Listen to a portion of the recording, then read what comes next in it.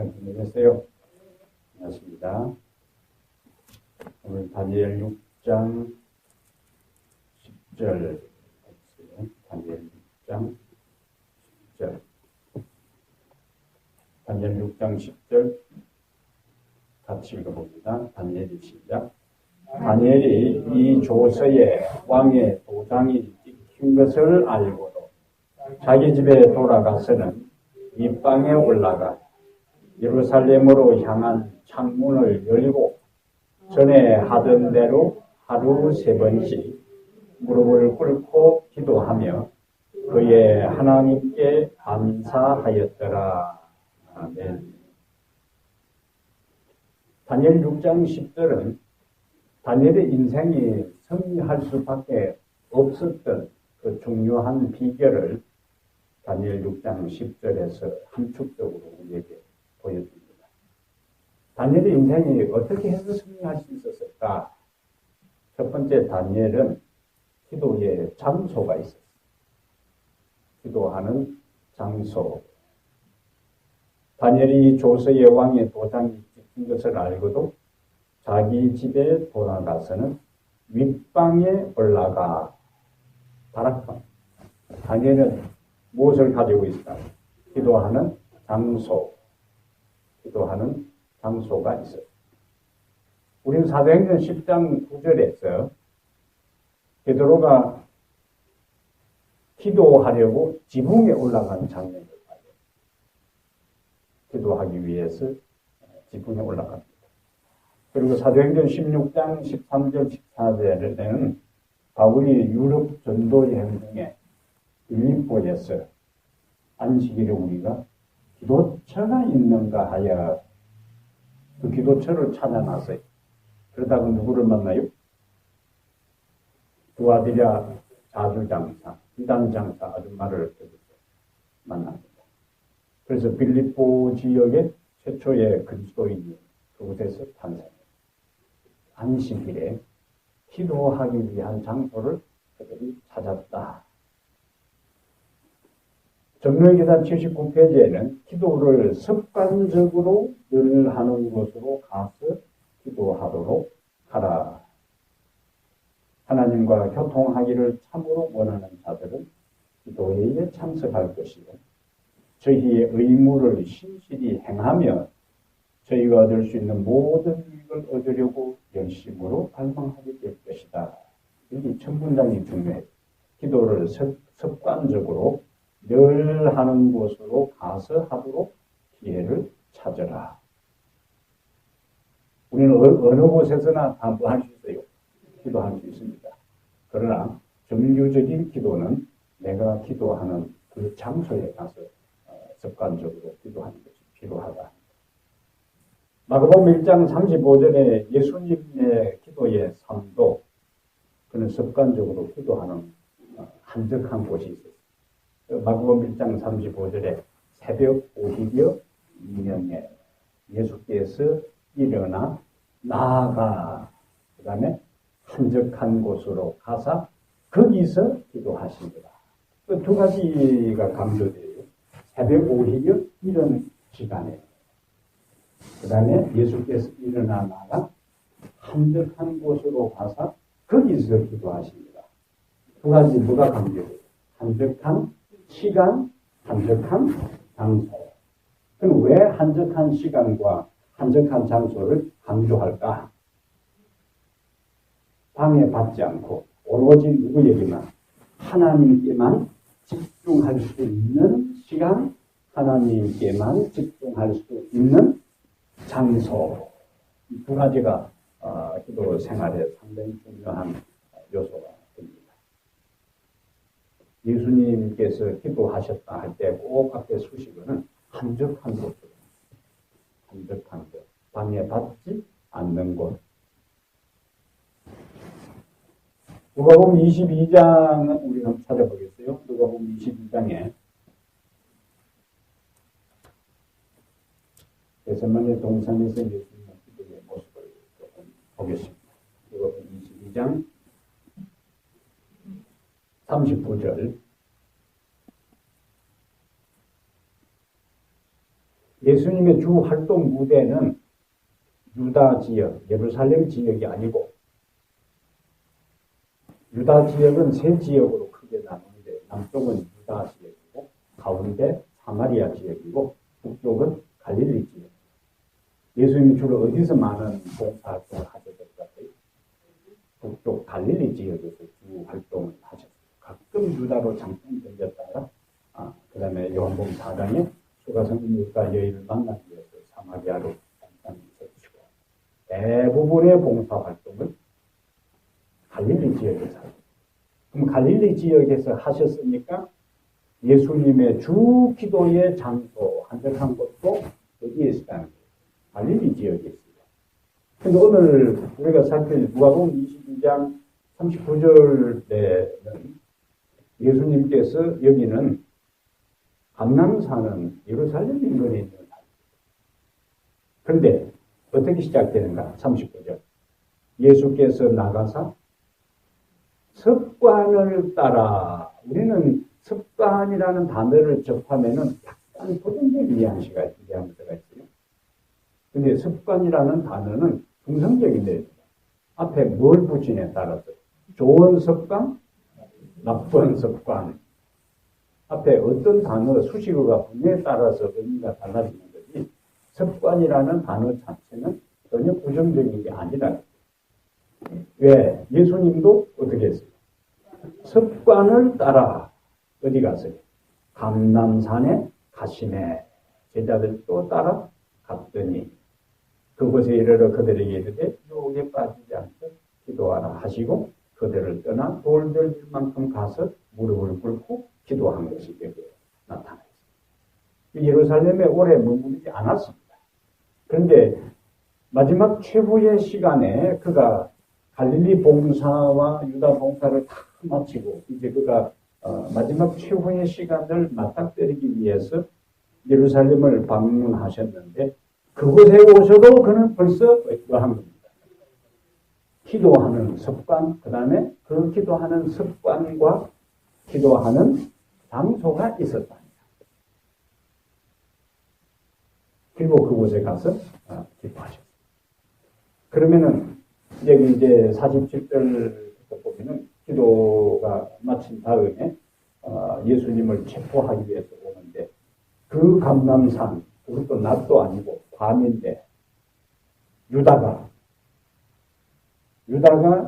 일반 예수님을 체포하기 위해서 온 그 사람들을 어디로 이끌고 있는 거예요? 예수님께서 기도하는 곳으로 이끌고 그 유다는 예수님께서 요 시간쯤 되면은 감람산에 아무 데나 가시는 게 아니고 딱 기도하는 그곳에 가서 기도하신다는 것은 유다는 잘 알고 있었어요. 그러니까 그 체포하는 사람들을 그대로 예수님이 기도하는 그 현장으로 데려요. 그만큼 제자들에게 있어서 예수님은 아무 때나 기도하는 것이 아니라 특정한 장소에 가서 기도한 것이 이미 인식되어 있다 하는 사실을 우리가 여기서 알 수가 있습니다.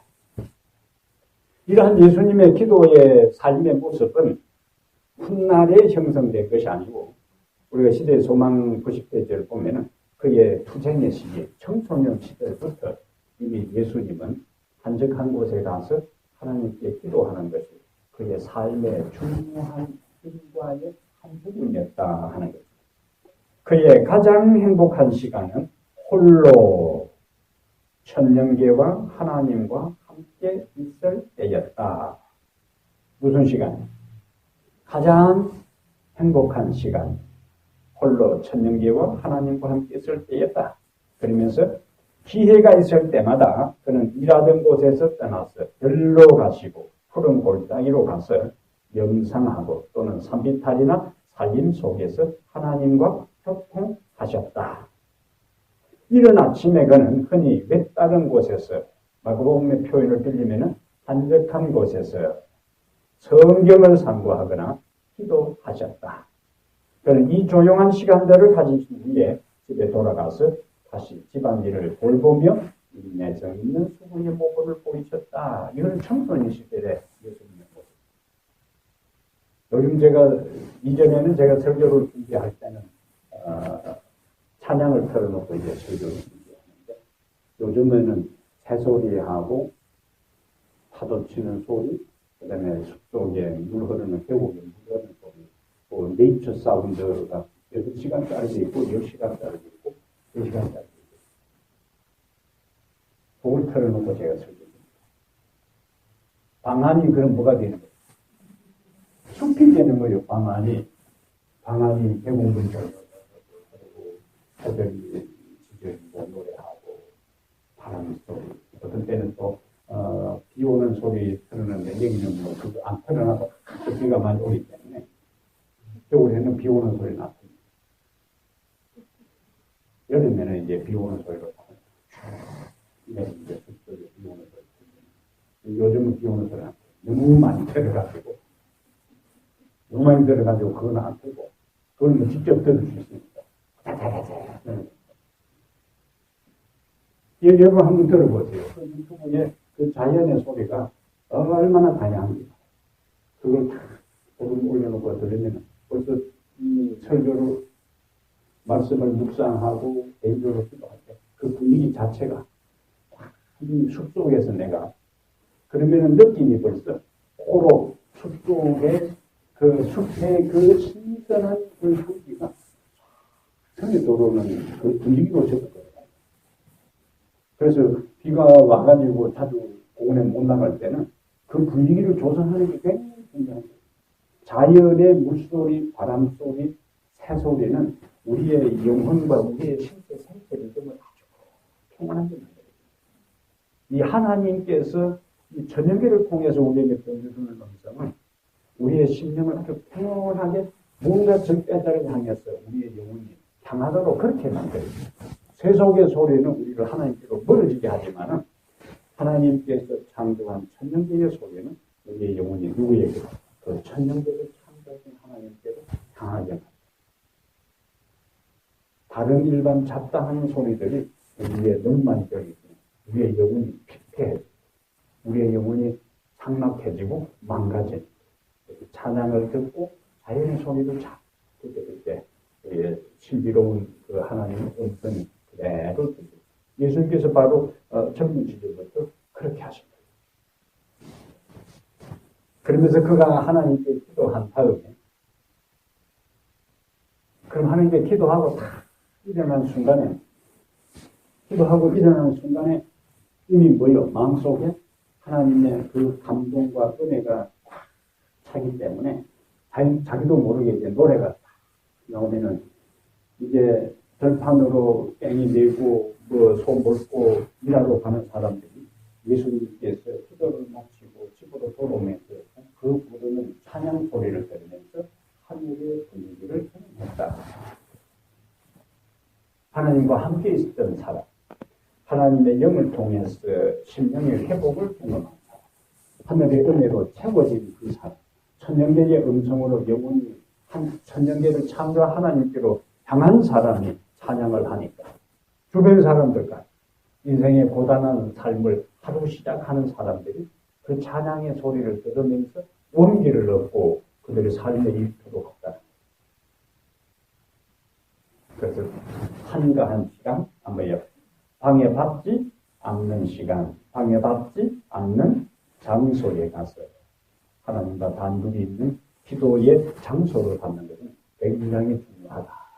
그것이 우리의 인생의 중요한 영적 승리의 첫 번째 비결이 뭘 가져야 된다? 기도하는 장소, 방해받지 않는 나만의 기도하는 장소. 제가 여기 와서 기도하는 텐트를 정만해서 했는데 태풍이 와가지고 집어가지고는 거기 망가졌어요.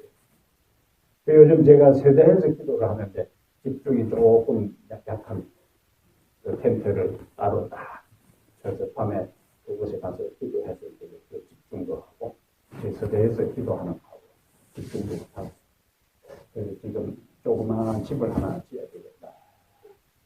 지금 생각 중에 딱 들어가서 나만의 시간 아예 바닥에 좀 올라가지고 집을 좀 지어야 되겠다. 또 텐트는 해놓으면 바람이 한 번씩 놔버리면 안 되니까 그걸 아예 집을 그곳에서 가서 다시 시작을 해. 올해 이제 그 공사를 시작할 때 공사를 할 때 너무 크게 질 것 없고 그거를 딱 나만의 시간. 우리의 가정에 있어서도 내가 하나님과 기도하는 장소는 방에 두 개 설명할 때도 나만의 시간, 하나님과 반죽이 있는 그 현장을 만들어요. 우리가 에녹을 할 때, 에녹은 하나님과 300년 동안 동행했다 할 때에 우리가 앞에서 읽었어요. 에녹이 하나님과 동행한 것은 환상 중에나 계획 중에 동행한 것이 아니고 그는 일상의 삶에서 하나님과 동행했고 그는 기도로 하나님과 동행했다. 에녹이 하나님과 동행한 것은 환상 중에 계시 중에 동행한 게 아니라 일상의 삶 속에서 그리고 기도하는 가운데. 그러면 에녹이 살던 그 시대는 노아 홍수가 일어나기 바로 직전이에요. 노아 홍수가 일어나기 바로 직전이니까 세상이 얼마나 완악하고 얼마나 타락하고 창세기 저자의 표현대로 하면 그들이 생각하면은 죄를 생각하고 행동하면은 죄를 짓던 그 시절에 에녹이 그러한 죄악에 물들지 아니하고 300년 동안 하나님과의 유일한 영적 관계를 유지할 수 있는 비결도 그런 하나님과 기도하는 장소가 있습니다.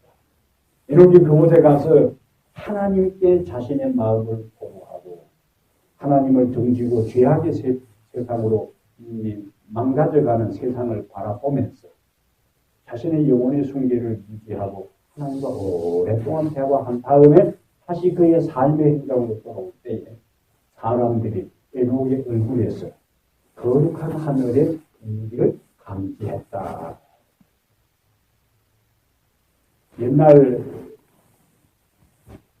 옛날 제가 시골에 있을 때 아이들이 가끔 이제 그 불시계라고 하는데 요 눈금 구르는 거 있잖아요. 그 야광시계. 하나이가 그걸 그때 선물을 받아갔는데 얼마나 보는지 아는데 낮에는 잘 안 보이니까 촬영을 해야 되니까 저 한 대대로 데리고 가가지고 이렇게 나가서 보이게 이렇게 하는 거예요. 네? 근데 그게 그냥은 안 보여요. 햇볕에 이렇게 노출돼 있다가 어두운 데에 가야 제대로 된 거는 뭐 노출돼 안 되면 그 자체가 나지만은 보통은 햇볕에 이렇게 노출시켜가지고 그냥 어두운 데 가서 이렇게 보이지 이렇게 해서 이제 보이는 거예요. 그게 그냥 빛이 나는 게 아니고 햇볕에 일단 뭐 노출된 상태에서 그 다음에 빛을 발하는 것은 모세가 40일 동안 십계명을 받기 위해서 시내산에 있다가 내려왔을 때 모세의 얼굴에 광채가 있다. 백성 그 빛이 얼마나 강했으면 백성들이 모세의 얼굴을 제대로 못 두고 수건을 하나 씌워가지고 구멍만 딱 내놓고 말하게 하고 그 다음에 다시 하나님을 만나게 했습니다. 그러면은 여호수아를 데리고 올라가는데 여호수아는 한 단계 해서 넓어집니다. 모세는 더 깊은 하나님의 영역으로 들어가서 그곳에 빛 대신은 영광 자체이신 하나님과 더불어 40일 동안 주고받으면서 하나님의 임재 속에 있다 보니까 모세의 온 몸에서 광채가 났다. 에녹의 삶도 마찬가지예요. 에녹 자체도 하나님과 함께 있는 시간을 갖고 그 죄악이 관영한 세상의 한복판으로 들어올 때 사람들이 에녹을 위해서 하늘의 광채를 발견한다. 우리가 누구와 함께 있느냐에 따라서 우리의 삶에서 우리의 몸에서 비쳐나오는 광채 분위기가 달라진다. 생명 되시는 하나님, 빛 되시는 하나님, 거룩하신 하나님과 함께 구별된 장소에서 시간을 보내고 나올 때 하나님께서 우리의 삶에서 풍겨나오는 그 모습이 하나님의 모습을 반사하고 비추고 드러내는 그러한 삶으로 우리를 변화시켜 줄 것입니다. 뭐가 필요하다고요? 기도하는 장소. 기도하는 장소가 있을 때 그곳에서 하나님을 만나고 강구하는 그런 경험을 할 때 이것을 에녹이 노아 홍수 직전에 그 타락한 시대에도 그 죄악에 감염되지 아니하고 그 세상에서 하나님의 순결한 하나님의 자녀로서 그 승리하는 삶을 살았던 그것이 바로 우리의 모습이 되어야 된다. 그래서 에녹의 삶의 모습은 바로 이 시대. 에녹은 노아 홍수 직전에 죄악이 관영한 시대에 순결하고 거룩한 삶을 살았어요.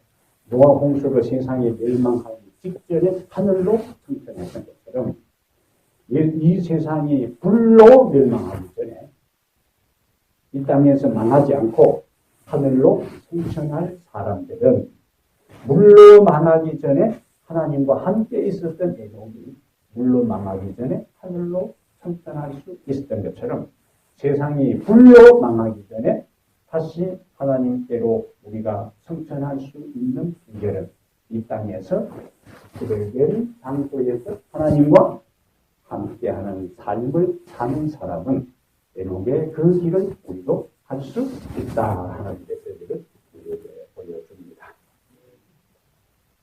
그 다음에 다니엘의 승리의 두 번째 비결은 다니엘이 이 조서의 왕의 도장이 찍힌 것을 알고도 자기 집에 돌아가서는 윗방에 올라가 여기 하루 3번씩 다니엘은 기도의 시간을 가지고 있었어요. 첫 번째는 뭘 가지고 있고 기도의 장소가 있었고 두 번째는 기도의 시간을 가지고 있었다. 하루 3번씩. 다니엘은 정치가 총리이기 때문에 얼마나 그가 공적 업무가 분주하고 바빴겠어요. 책임도 굉장히 크잖아요. 그런데도 그는 하루 몇 번씩요? 3번씩. 하루 3번씩 하나님께 기도한 것을 봅니다.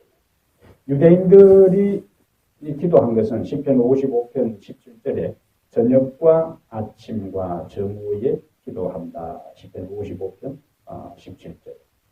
그래서 후기 유대인들은 이때의 이러한 기도의 습관을 따라서 하루 3번씩 기도했는데 유대 시간대로 제3시, 제6시, 제9시 유대 시간을 오늘 시간으로 환산하면 더하기 6을 하면 됩니다. 그래서 유대인들은 9시, 12시, 오후 3시 기도를 해요. 아침 9시는 아침 제사 드리는 시간이고 오후 3시는 저녁 제사 드리는 시간.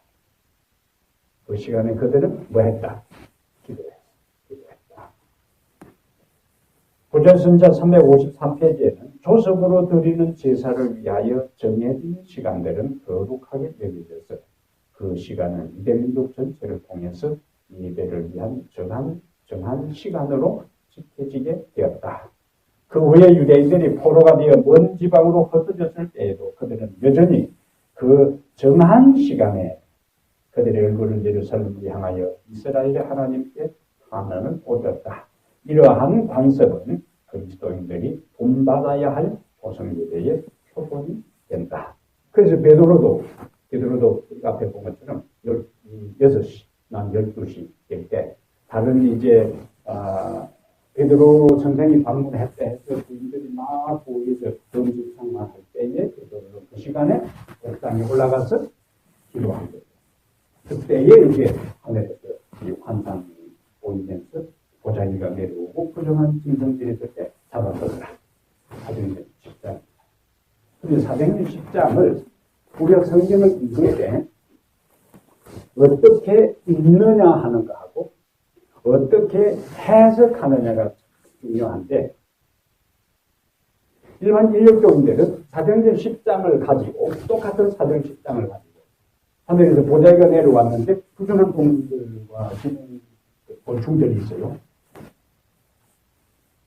근데 하나님께서 음성이 들리기를 잡아 먹어라. 봐라. 하나님께서 뭐라고요? 부정한 것도 뭐라고 했지 않느냐? 그래서 한편 죽어버렸어요. 그런데 잡아 먹으라 할 때 베드로의 답변은 내가 지금까지 부정한 것을 먹지 않았습니다. 그 대답이 중요한 거예요. 근데 그 유대인들은 일반 오늘날 인력교인들이 레위기 11장에 나오는 그 모든 부정한 것과 정한 것에 대한 것은 예수님의 십자가로 다 폐지되었다고 주장하면서 사도행전 10장 이야기를 합니다. 그런데 사도행전 10장은 십자가 사건 이후의 사건입니다. 근데 베드로가 하늘에서 잡아먹으라 할 때 내가 지금까지 부정한 것을 먹지 않았습니다 하는 말은 십자가 이후에도 여전히 베드로는 부정한 것을 먹지 않았다는 이야기. 베드로가 이제 고넬료 집에 갑니다. 그러면 자기 환상 본 이야기를 베드로는 끊임없이 생각합니다. 왜 이 부정한 것을 레위 11장에 분명히 모세를 통해 먹지 말라고 했는데 하나님께서 다 잡아먹으라 할까? 계속 의문을 가졌지. 고넬료 집에 가서 고넬료를 만나면서 이해가 됩니다. 하나님께서 그 하늘에서 내려온 보자기에 있는 부정한 짐승들과 곤충들과 진홍들은 유대인들의 입장에서 이방인들은 다 왜 해당되는가? 부정한 짐승에 해당됩니다. 접촉하면은 부정해지는 거예요. 그래서 초기에 오순절 성령 임하고 난 다음에도 복음을 유대인들에게만 전했어요. 그래서 이미 예수님의 401장 8절에서 성령이 너희에게 임하시면 너희가 권능을 받고 예루살렘과 온 유대와 사마리아와 땅끝까지를 내 증인이 되리라고 하셨지만은 유대인들의 민족적 편견이 성령을 받고 난 다음에도 그 민족적 편견의 벽을 넘지를 못하고 예루살렘에서만 복음을 전했습니다. 근데 그 유대인들의 민족적 편견과 장벽이 사도행전 1장 8절의 이야기는 사도행전 28장 전체가 어떤 단계로 전개되느냐 하는 것을 핵심적으로 보여주는 주제들입니다. 그럼 사도행전 2장부터는 예루살렘에서 복음이 전파되고 어디까지? 7장까지. 7장에서 스데반이 순교를 당합니다. 스데반이 순교를 당하고 대대적인 박해가 8장에서 시작될 때 사도 외에 많은 평신도들이 박해로 인해서 흩어져요. 그때 그들이 어디로 간다? 사마리아로 간다. 지금 7장까지는 어디면 복음이 전해졌다는 거예요? 예루살렘과 유대 영역에만 있어요. 그러다가 8장에 가서 사마리아에 복음이 전해졌어요. 예루살렘과 유대와 사마리아 됐어요. 그럼 그 다음에 어디로 복음이 확장돼요? 땅끝까지. 그래서 땅끝까지 복음이 전파되도록 하기 위해서 하나님께서 땅끝까지 복음을 전하는 이방인의 제자를 세우는 것이 사도행전 9장의 사울의 적극적인 회심입니다. 준비됩니다. 9장에서. 그 다음에 10장에 가서 고넬료의 최초의 이방인 회심자가 등장하는 거예요. 그리고 11장에 가서 안디옥 교회가 등장합니다. 정확하게 1장 8절의 그대로 구조가 그러면 하늘에서 내려온 그 보자기에 쌓이는 부정한 것을 유대인의 관점에서 부정하다고 했지만 뭐를 하는 거예요? 그들에게도 복음을 전하라. 그래서 베드로는 고넬료 집에 갔을 때 비로소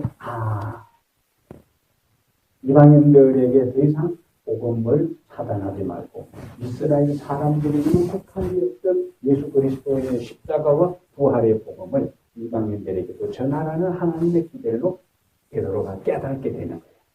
그러므로 사도행전 10장은 레위기 11장에 나오는 부정한 것과 정한 것을 폐하고 먹어도 된다는 이야기가 아니라 이방인들을 차별하지 말고 그들에게도 복음을 전하라 하는 것이 주제입니다.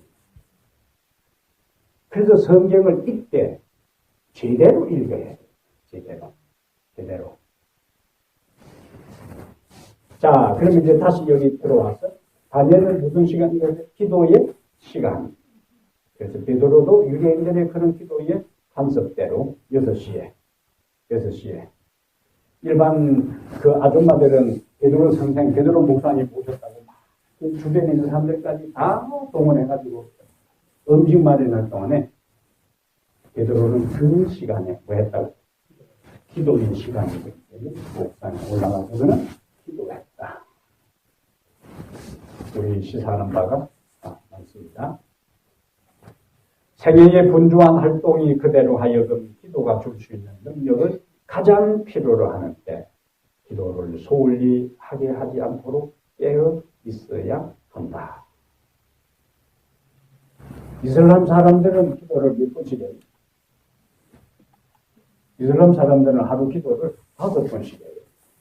새벽 5시에 하고 오후 1시, 오후 3시, 오후 6시, 오후 7시 5번씩 기도를 하고 우리가 요새 보면 일제히 엎드렸을 때 기도를 하는데 그럼 이슬람 사람들은 5번씩 무슨 기도를 할까? 성경에 나오는 일반적인 우리가 생각하는 기도라는 그거하고 이슬람 사람들이 하루 5번씩 새벽 5시부터 저녁 7시까지 기도하는 그거는 달라요. 그들은 일반적으로 우리가 왜냐면은 그 분위기 속에서 집중해서 되겠어요. 조금 있다가 또 뭐해요? 일어났다가 절하고 연신 이득을 타면서 앞뒤로 몸을 던지는 거기서는 우리가 일반적으로 생각하는 기도가 그렇게 집단적으로 모여있는 데서는 불가능한 거예요. 그 유대인, 이슬람, 무슬림 교도들은 우리가 생각하는 신에게 우리의 필요를 강구하는 기도를 드리는 게 아니고 호랑이에게 한 장 기도할 때 암송하는 그것을 암송합니다. 좀 재밌는 거는 우리가 종종 이제 새벽 기도할 때 보면은 무릎 꿇고 있다 보면 방귀 뀌는 사람이 있어. 그는 생기지 현상이니까 방귀를 꼭 뀌는 사람인데 그거는 미안해할 거 없는 거예요. 누구나 다 방귀 낄 수 있으니까. 그러면 이제 보통 보면 막 절을 하잖아요. 이 엉덩이를 들고 올려가지고 하다 보면은 그들 또 뭐가 나요? 방구를 낄 수 있는 거야. 방구를 끼면은 그 기도는 무효라. 방구를 끼는 순간에 그 기도는 무효가 되기 때문에 처음부터 다시 시작해야 되거든요. 아무튼 사람. 이것도 이슬람의 자기들의 계율 가운데 나오는 거예요. 방구가 빠지는 거니까 원래. 네. 방구가 빠지는 게 원래 좀 빠지는. 오케이. 자, 근데 이 이슬람 교도들에게 있어서 5가지 중요한 그들이 실행해야 할 개인적인 것이 있는데, 이제 금식하는 기간이 있잖아요. 라마단. 낮에는 안 먹고 밤경씩 먹고 있잖아요. 그거는 비합리적이고 비과학적이고 비영양학적이고 비건강적이고 물 한 방울 담았습니다. 물 한 방울 담고 그리고 어두워지면 그 다음에 40분의 1은 선교 헌금으로 내는 거예요. 그런데 40분의 1은 선교 헌금으로 반드시 이렇게 바쳐지고 평생에 한 번은 메카에 순례 여행을 가야 합니다. 그러니까 가끔씩 그 압사당하는 그들은 거기 한 번 최소한 갔다 와야 안 그러면 폭탄 짊어지고 택을 하든지 그러면은 천국 직행이다. 이 사람 도리 가운데 알라신을 위해서 순교당한 사람은 이것저것 안 따지고 무조건 천국 행위가 되는 거예요. 그러니까 아무리 이슬람은 철저하게 구원이 행한데 의거든. 예수를 믿음으로 알라를 믿음으로 구원받는 것이 아니라 그가 얼마나 행함의 공덕을 쌓았느냐에 의해서 구원이 되기 때문에 아무리 내가 생각해도 이 정도 살아가지고는 알라신의 은총을 받을 자격이 없다 싶으면 그냥 폭탄 짊어지고 죽는 거예요. 그 한 번으로 모든 게 해결되니까. 근데 그 가운데 행함의 중요한 요소 중에 하나가 하루 5번씩 기도해야 돼요. 이거는 계율 중에서 평생 한 번 메카로 순례 여행을 가든지 그 다음에 40분의 1을 바치든지 라마단 금식에 참석하든지 다 의무적으로 해야 5가지 중에서 하루 5번씩 반드시 기도해야 되는데 만약에 제대로 이 기도하지 않는 사람은 정통 모슬렘 교도가 아닌 거예요. 그리고 이들은 천국 갈 생각을 일찌감치 포기해야 돼요. 그래서 하나 그냥 모여가지고 뭐예요? 그 하는 거는 그것이 그렇게 안 하면 천국 못 가기 때문에 성경에서 말하는 하나님과의 대화와 하나님의 음성을 듣고 내 마음을 하나님께 바치고 자신을 성찰하고 하는 그런 형태의 성경적 기도가 아니에요. 완전히 다른 형태의 기도. 그러나 어쨌든 그들이 하루 몇 번이나요? 5번이나 그렇게 시간을 정했어요. 눈치 안 보고. 왜냐면 이제 또 기도의 방향이 여기 다니엘 같은 경우는 예루살렘을 향했어요. 그들은 사우디아라비아 메카를 향했어요. 그러면 어느 지역에 여행 가가지고 방향 감각을 잘 모를 경우에는 그때를 대비해서 소형 나침반을 가지고 메카가 어느 쪽으로 있는지 그걸 따라서 그 방향을 그들의 기도는 너무 틀에 박힌 것이고 너무 형식적입니다. 너무 형식적이고 너무 계율적이고 그거는 우리가 본받을 것이 없습니다. 성경의 기도가 아닙니다. 자, 기도의 장소가 있었고 기도의 시간이 있었고 그러면 하루 3번은 못 하더라도 어떤 사람은 나는 정말 하나님께 기도한다. 어쩌면은 참 그것이 그런 땅에 걸리기만 하면 구별된 장소에서 구별된 시간을 가진 사람만이 하루의 시간에 끊임없이 우리의 영적 안테나를 하나님께로 향할 수가 있어요. 그러니까 형식적인 기도와 비형식적인 기도, 정해진 시간에 정해진 장소에서 기도하는 것들을 하고 나머지 내 삶의 부분에서 자연스럽게 호흡하듯이 하나님께 우리의 마음을 향하게 하는 것들이 균형을 잡아야 돼요. 정해진 장소와 시간에서 먼저 뭐하고 기도하고 그 다음에 나머지 일상에서 만약에 예수는 우리의 모든 것의 모델이에요. 근데 예수님이 우리의 모든 신앙의 모습 어떻게 하는 것이 하나님을 섬기는 사람의 삶이고 어떻게 해야 신앙적으로 성숙하고 열매 맺고 하나님께서 기뻐하시고 하나님의 성령의 충만 속에 살 수 있는 것을 예수님께서 자신의 삶을 통해서 우리에게 보여주셨는데 그분이 어떻게 했어요? 나는 하루 종일 언제나 나는 뭐예요? 마음과 하나님을 향한다. 그렇게 하지 않고 한적한 곳에 장소를 정해서 시간을 정해서 기도하신 것 자체는 그 모델을 우리도 본받으라는 이야기예요. 그 흔적을, 그 잡취를, 그 삶의 그 발자국을 우리가 따라가도록 예수님께서 그렇게 하신 것입니다. 오케이. 자, 그 다음에 다니엘 6장 10절에 자기 집에 돌아가서는 윗방에 올라가 예루살렘을 향한 창문을 열고 전에하던대 하루 3번씩 무릎을 꿇고 기도하며 여기는 기도의 자세입니다. 기도의 자세. 자, 무릎을 꿇는 기도. 성경에 이 기도의 자세가 여러 가지가 나와요. 기도의 자세가 여러 가지가 나옵니다. 그런데 가장 대표적인 모습이 무릎을 꿇고 기도합니다. 무릎을 꿇고 기도한다는 것은 절대자 앞에 복종과 겸손이에요. 자신을 그 절대자 앞에 완전히 굴복하는 겁니다. 그래서 예수님이 무릎을 꿇고 누가복음 22장 41절 겟세마네 동산에 또 돌들질 만한 거리에 가서 예수님께서 무릎을 꿇고 기도해요. 에스라도 에스라 9장 5절에 무릎을 꿇고 기도했고 솔로몬도 열왕기상 8장 54절에 무릎을 꿇고 기도했고 스데반도 사도행전 7장 6절 59절에 그 다음에 무릎을 꿇고 기도했어요.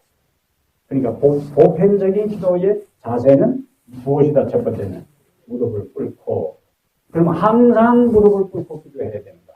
다른 모습도 또 나와요. 다윗은 앉아서 기도한 장면도 나옵니다.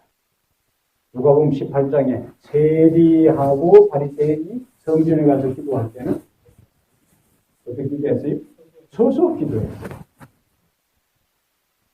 세리가 서서 기도하고 바리새인은 세리와 같이 올라가는데 바리새인은 저 세리와도 같이 하냐면 감사하다 했는데 세리는 감히 우러러 하늘을 보지도 못하고 가슴을 주연하는 죄인이 되었다. 자, 선체로 기도했는데 예수님께서 뭐라고 말씀하셨는가? 세리가 기도 응답을 받고 갔다. 어떤 상태에 했는데? 서서 기도했는데. 그러니까 항상 무릎을 꿇고 기도하는 것만이 아니다 하는 것을 우리가 알 수가 있습니다. 앉아서 기도하기도 하고, 그 다음에 서서 기도하기도 하고, 예, 한나도 사무엘상 1장 26절에 서서 기도합니다. 그 다음에 역대하 6장 12절에는 손을 들고 기도하는 게 나와요. 손을 들고. 모세가 아말렉과의 싸움, 여호수아는 전선에서 싸울 때에 모세가 손을 들고 기도했어요. 우리 교인들은 손 들고 기도하는 게 잘 안 되는데, 보면 쭈삣쭈삣하고 이상한데, 찬양할 때도 손들을 하면 좀 옳다면 안 보고 그냥 내려버려요. 성경에 나오는 거예요. 우리가 기도할 때, 솔로몬도 기도할 때 손을 들고 기도해요. 손을 들고. 그래서 우리가 손을 들고 기도하는 것 자체는 잘못된 게 아니고 성경입니다. 한 손을 들고 기도할 수도 있고 두 손을 들고 기도할 수도 있고. 그 다음에 엘리야는 어떻게 기도했어요? 엘리야는 3년 반 기근이 끝날 때에 비 오기를 위해서 산진산 꼭대기에서 어떻게 기도했어요? 무릎에다가 자기 얼굴을 넣고 그 처지한 것 같아요. 두 무릎 사이에 완전히 얼굴을 대고. 시편 25편 25절에는 눈을 하늘로 향해서 기도한 것이 있고, 그 다음에 창세기 17장 3절이나 민수기 14장 5절에 얼굴을 땅에 대고 기도한 것. 다양한 장면이 나오잖아요. 그러면 눈을 하늘로 향했다 하는 이야기는 눈을 뜨고 기도하시고, 아이들 기도하면 아이들 눈을 감으면 잠잘 위에서 답답하니까 눈을 뜨고 고개를 떨려 하면 기도할 때는 눈 뜬다고 막 집하면 야, 눈 감아야지. 기도할 때는 눈을 감아야지. 이렇게 하는데, 기도할 때는 항상 눈을 감아야지. 성경에는 눈을 떠라 감으라 없어요. 성경에 눈을 감으라 떠라 없으면 눈을 감고 해도 되고 눈을 떠라 해도 되는 거예요. 네, 성경에 전혀 언급이 없어요. 기도할 때는 눈을 감아야지. 눈을 뜨고 해야지. 성경에 언급이 없습니다. 성경이 언급하지 않은 것은 우리의 선택이랍니다. 그것이 진짜 중요하면 틀림없이 눈을 감으라, 눈을 떠라 말씀하셨을 거예요. 그리고 왜? 자, 그 눈을 감고, 대표기도 항상 나와가지고, 이미 눈 감고 있는데 꼭 나와가지고 이야기합니다. 눈을 감고. 아이들하고 할 때는, 작은 손을 모으고, 눈을 감고요 하고 이렇게, 그런 아이들 기도. 그건 교육적인 측면에서 필요한 거예요. 그러나 눈 뜨고 안 뜨고는 원칙이 아니다. 눈을 감는다는 것은 아니다. 경험적으로 볼 때, 우리의 삶의 일상적인 경험적으로 볼 때, 눈을 뜨고 하는 것보다 눈을 감는 순간에 하나님을 향해서 우리의 생각이, 주변 모든 시선이 딱 멈추고 하나님께로 향할 수 있기 때문에 우리가 경험적으로 하나님께 기도할 때 눈을 감는 것이지, 그것을 감고 뜨는 것이 중요한 게 아니고 어떻게 하는 것이 더 하나님께 집중적이냐. 그럼 우리가 저녁에 나갔다. 주변 장관이 너무 아름다워. 그래서 이제 참아름 다와름 노래를 하고 난 다음에 기도한다고 기도합시다 할 때 눈을 딱 감고 하는 것보다 그때는 네? 그분에 가서 기도한다고 눈을 딱 감고 기도하는 것보다는 오히려 주변에 아이와 우람한 또 나무와 그 아름다운 꽃들을 바라봅니다. 그냥 그때는 대화하듯이 하는 기도하면 되는 거예요. 밤엔 저 불빛이 없는 저 시골 쪽에 밤에 하늘을 보면 별들이 얼마나 총총히 아름다워요. 근데 그때 기도할 때는 눈 감고 기도하는 것이 아니라 그 하늘의 별들을 바라봅니다. 왜냐면 하나님께서 아브라함을 밤에 데리고 나와가지고 눈을 감고 기도하게 한 게 아니고 저 하늘의 별을 보라. 내 후손이 바닷가의 모래처럼 저 하늘의 별처럼 많게할 것이다. 네가 저 별들을 세울 수 있는가 보라. 아브라함이 별 하나, 별 둘, 별 셋. 하나님 너무 많아요. 별들. 그때는 뭡니까? 하늘을, 별들을 바라보면서, 별들을 바라보면서 기도하는.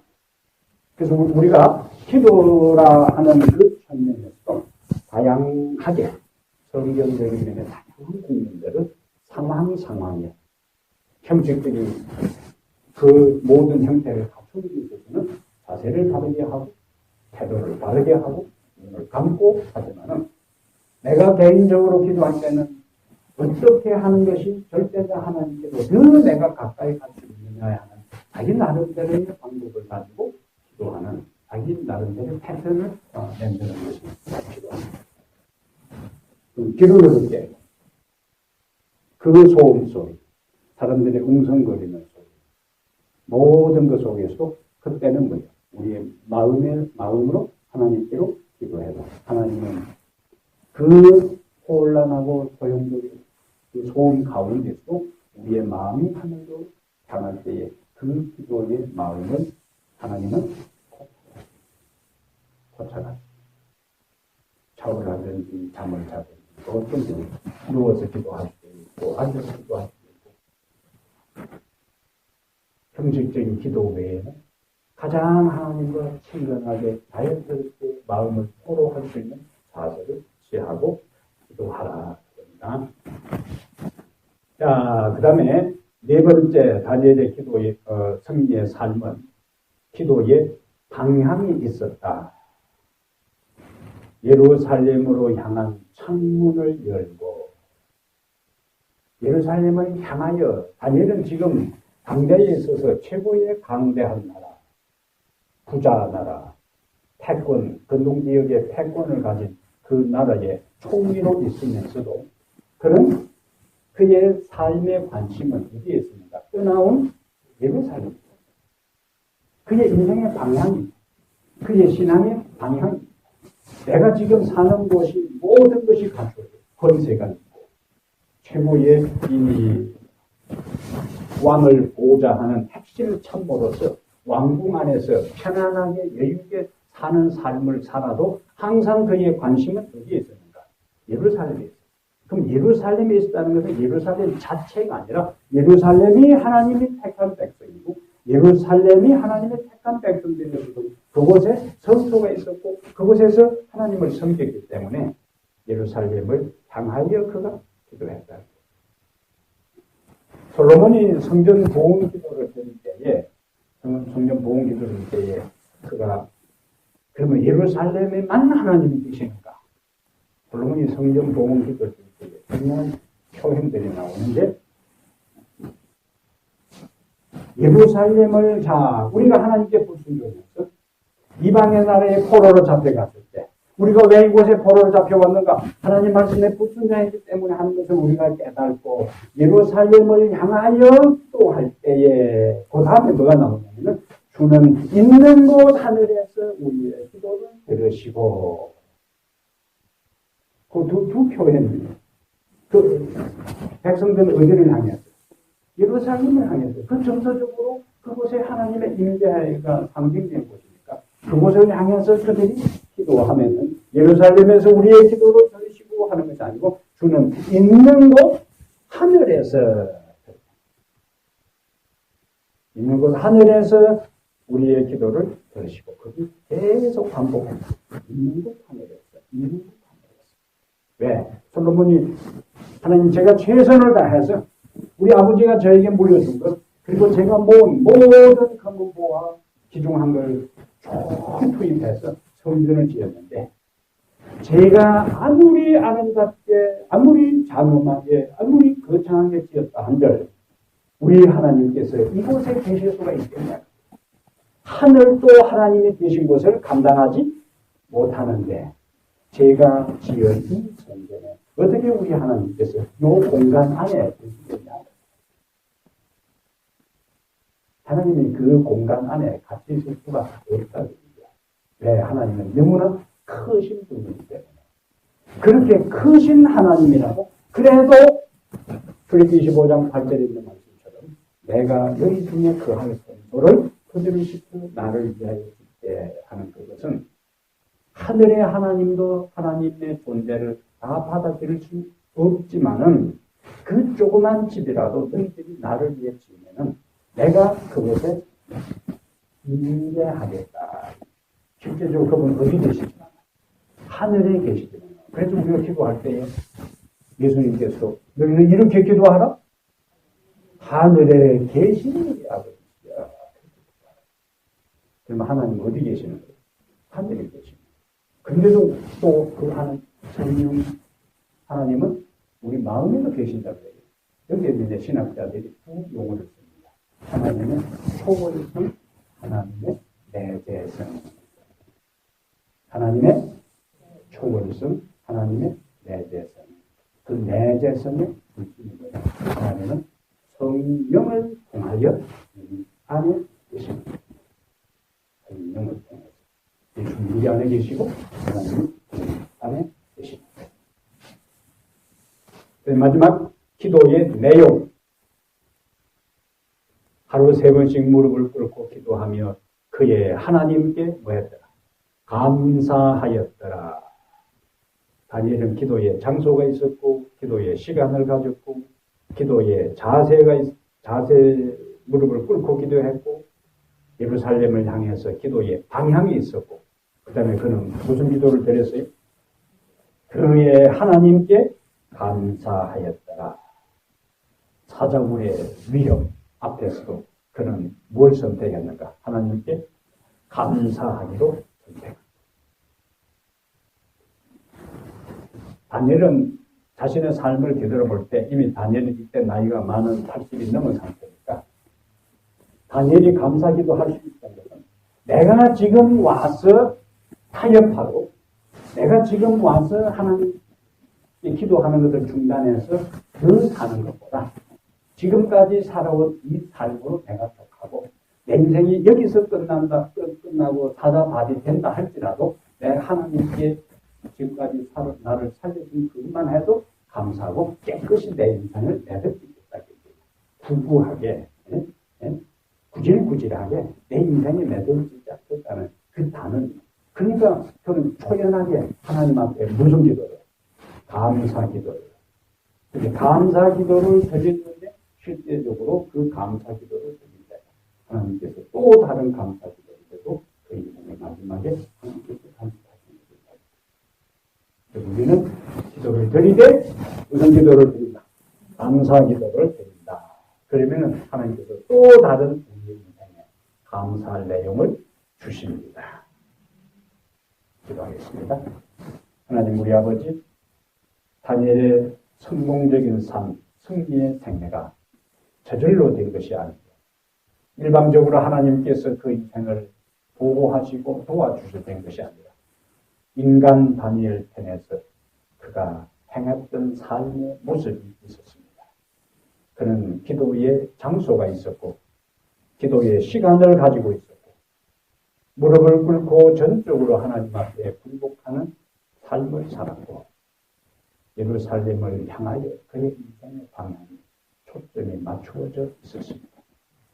그가 하나님 앞에 죽음을 앞두고 오해를 받고 모함을 받아 사자굴에 던져질 위태로운 순간에서도 그는 자신의 신세를 한탄하고 하나님께 불평하고 원망하는 대신에 감사의 기도를 드렸습니다. 우리 하나님 아버지, 우리의 인생의 삶이 이런 인생이 되게 하여 주시옵소서. 우리의 삶이 아무리 분주하고 바쁘다 할지라도 주님 앞에 주님을 만나는 시간과 장소를 가지고 주님 앞에 굴복하는 마음으로 기도하고 감사의 기도를 드려 우리의 인생에 더 많은 감사의 축복을 누리게 하시고 결국 다니엘의 인생의 마지막처럼 우리도 승리하는 성도의 삶이 되게 하여 주시옵소서. 우리 주 예수님 이름으로 기도합니다. 아멘.